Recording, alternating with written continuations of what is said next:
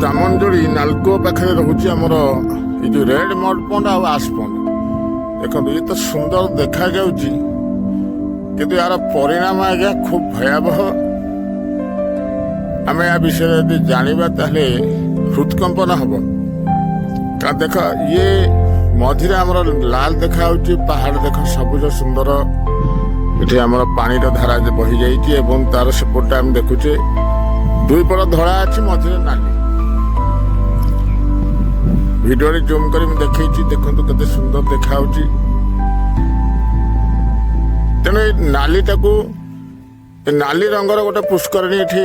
भ्रम सृष्टि कर red mud पंड एवं ता साइड जो दुई पटक रही धड़ार ताकू आम कहे आश पंड ये धड़ार हूँ आश पंड आश पंड ताले रेड मड पंड आउ आश पंड रोचे प्रकृत घटना हूँ कौन ना नालको कारखाना जहाँ केमिकल्स सब आसूची जल मिसे छड़ा होची से केमिकल्स ये रेड मड पंड सृष्टि करछि एवं जो पाउंश गुड़ाक संग्रह कर पकई दौरान ये आश पंड सृष्टि करछि। नालको कंपानी इंडस्ट्री वर्ज्य वस्तु गुड़िक सब ये गोटे टूरिस्ट प्लेस किंतु ये परिवेश एवं प्रकृति मनुष्य जीवन प्राणी मान जीवन ये खूब भयंकर देखा भारी सुंदर महाकाल फल तार परिणाम खूब भयंकर तथापि आम भिडियो आज रखीचे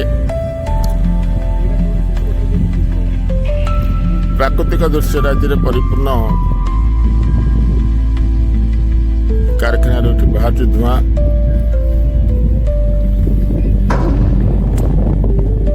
ता भितरे आम आज देखुचे सुंदर भितर कुश्चित वस्तु को जहाँकि एक टूरिस्ट डेस्टिनेशन होती रेड मड पंड एंड आश पंड बेसी समय वीडियो करवानी यार स्मेल बहुत कटु हम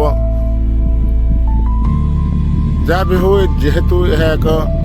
टूरिस्ट प्लेस होती वीडियो आम आसिलु कलु वीडियो कलु जो मैंने चाहूँ से आसी बुली देखिपारे तेणु यह परिवेश केमती क्षतिकारक न हम से बुद्धिजीवी मैंने चिंता करने कथा सरकार चिंता करने कथा कंपानी कर्तृपक्ष चिंता करने कथा यही red mud pond Damanjodi red mud pond आश पंड कि कंपानी